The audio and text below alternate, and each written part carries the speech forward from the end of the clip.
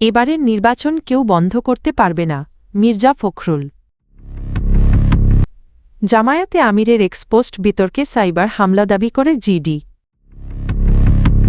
সোমবার খুলনা যাচ্ছেন তারেক রহমান।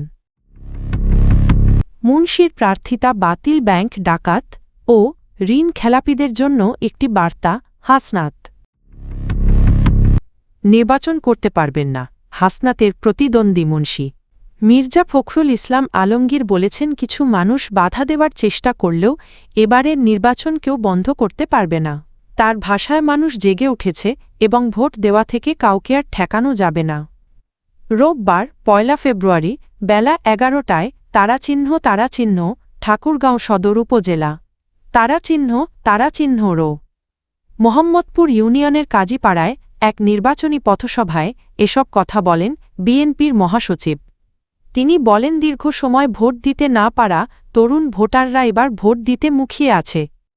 সবাইকে সতর্ক থাকার আহ্বান জানিয়ে তিনি বলেন, ভোট কেন্দ্রে পাহারা দিয়ে হিন্দু, মুসলমান, বৌদ্ধ, খ্রিস্টান সবাই যেন নির্বিঘ্নে ভোট দিতে পারে সে পরিবেশ নিশ্চিত করতে হবে। পথসভায় আবেগঘন মুহূর্ত সৃষ্টি হয় যখন জুলাই অভ্যুত্থানে শহীদ আল মামুনের বোন আনিশা আক্তার সঞ্চিতা তার জমানো একটি মাটির ব্যাংক ও কয়েকটি ডিম মির্জা ফখরুলকে উপহার দেন। উপহার হাতে নিয়ে আবেগাপ্লুত হয়ে তিনি কান্নায় ভেঙে পড়েন। এ সময় তিনি বলেন, বিএনপি যা প্রতিশ্রুতি দেওতা বাস্তবায়ন করে। বিএনপি ক্ষমতায় এলে কৃষকদের ১০,০০০ টাকা পর্যন্ত ঋণ মওকুফ এবং মা ও কৃষকদের জন্য বিশেষ কৃষি কার্ড চালু করা হবে। বাংলাদেশ জামায়াতে ইসলামী তারাচিহ্ন আমির ডা শফিকুর রহমানের অফিসিয়াল এক্স সাবেক টুইটার অ্যাকাউন্টে প্রকাশিত একটি পোস্টকে ঘিরে সামাজিক যোগাযোগ মাধ্যমে বিতর্ক তৈরি হয়েছে। তবে দলটির দাবি, ওই পোস্টটি সাইবার হামলার মাধ্যমে দেওয়া হয়েছিল।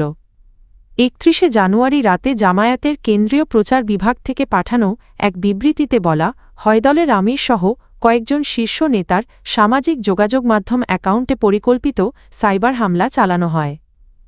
এর মাধ্যমে আমিরের নামে মিথ্যা ও বিভ্রান্তিকর বক্তব্য প্রচার করা হয়েছে। বিবৃতিতে জানানো হয়, ঘটনার পর জামায়াতের জাতীয় নির্বাচন পরিচালনা কমিটির সদস্য সিরাজুল ইসলাম হাতিরঝিল থানায় একটি সাধারণ ডায়েরি জিডি করেছেন। জানা গেছে, ৩১ জানুয়ারি বিকেলে ডা শফিকুর রহমানের ভেরিফায়েড এক্স অ্যাকাউন্ট থেকে কর্মজীবী নারীদের বিষয়ে একটি বিতর্কিত পোস্ট প্রকাশিত হয়, জানিয়ে সামাজিক যোগাযোগ মাধ্যমে ব্যাপক আলোচনা শুরু হয়।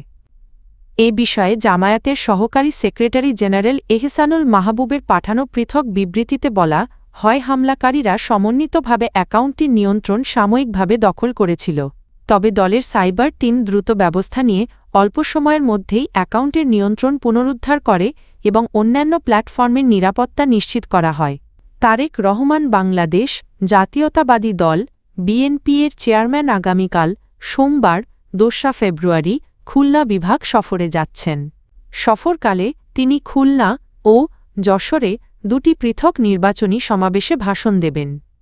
দলের কর্মসূচি অনুযায়ী সোমবার সকাল ১০টায় খুলনা নগরীর খালিশপুরের প্রভাতী স্কুল মাঠে খুলনা মহানগর ও জেলা বিএনপি আয়োজিত জনসভায় প্রধান অতিথির বক্তব্য দেবেন তারেক রহমান।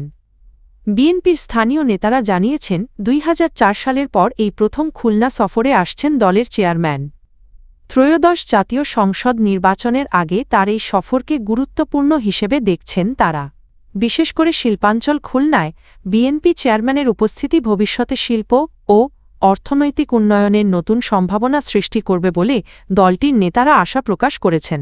কুমিল্লা ৪ আসনে ১১ দলীয় জোট মনোনীত প্রার্থী ও হাসনাত আবদুল্লাহ বলেছেন, বিএনপির প্রার্থী মঞ্জুরুল আহসান মুন্সিয়ের প্রার্থিতা ঋণ খেলাপির দায়ে বাতিল হওয়া ব্যাংক ডাকাত ও ঋণ খেলাপিদের জন্য একটি স্পষ্ট বার্তা। রোববার ১ ফেব্রুয়ারি আপিল বিভাগ মঞ্জুরুল আহসান মুন্সির প্রার্থিতা বাতিলের আদেশ বহাল রাখার পর সাংবাদিকদের কাছে প্রতিক্রিয়ায় তিনি এ মন্তব্য করেন। হাসনাত আবদুল্লাহ বলেন, আপিল বিভাগের এই রায় জনগণের বিজয় হয়েছে এবং ব্যাংক ডাকাতির মাধ্যমে কেউ জনগণের ভোট নিয়ে সংসদে যেতে পারবে না। তিনি দাবি করেন, এই সিদ্ধান্ত আইনের শাসনের পক্ষে একটি গুরুত্বপূর্ণ দৃষ্টান্ত। এর আগে কুমিল্লা -4 আসনে বিএনপির প্রার্থী হিসেবে মনোনয়ন ফিরে পেতে মঞ্জুরুল আহসান মুন্সির করা লিভ টু আপিল খারিজ করে দেন আপিল বিভাগ। ফলে তিনি আসন্ন ত্রয়োদশ জাতীয় সংসদ নির্বাচনে অংশ নিতে পারবেন না বলে জানিয়েছেন সংশ্লিষ্ট আইনজীবীরা। রোববার প্রধান বিচারপতি জুবায়ের রহমান চৌধুরী এর নেতৃত্বাধীন বেঞ্চ এই আদেশ দেন। হাইকোর্টের পর সুপ্রিম কোর্টের আপিল বিভাগেও কুমিল্লা 4 আসনে বিএনপি মনোনীত প্রার্থী মঞ্জুরুল আহসান মুন্সির প্রার্থিতা বহাল থাকেনি। তার করা লিভ টু আপিল খারিজ করে দিয়েছেন আপিল বিভাগ। ফলে তিনি আসন্ন ত্রয়োদশ জাতীয় সংসদ নির্বাচনে অংশ নিতে পারছেন না। এ আসনে মঞ্জুরুল আহসান মুন্সি ছিলেন জাতীয় নাগরিক পার্টির এনসিপি প্রার্থী হাসনাত আবদুল্লাহ এর প্রধান প্রতিদ্বন্দ্বী। রোববার 1 ফেব্রুয়ারি প্রধান বিচারপতি জুবায়ের রহমান চৌধুরী এর নেতৃত্বাধীন আপিল বিভাগের পূর্ণাঙ্গ ও নিয়মিত বেঞ্চ এই আদেশ দেন। আদালতের আদেশের ফলে কুমিল্লা -4 আসনে নির্বাচনী সমীকরণে গুরুত্বপূর্ণ পরিবর্তন এল বলে মনে করছেন সংশ্লিষ্টরা।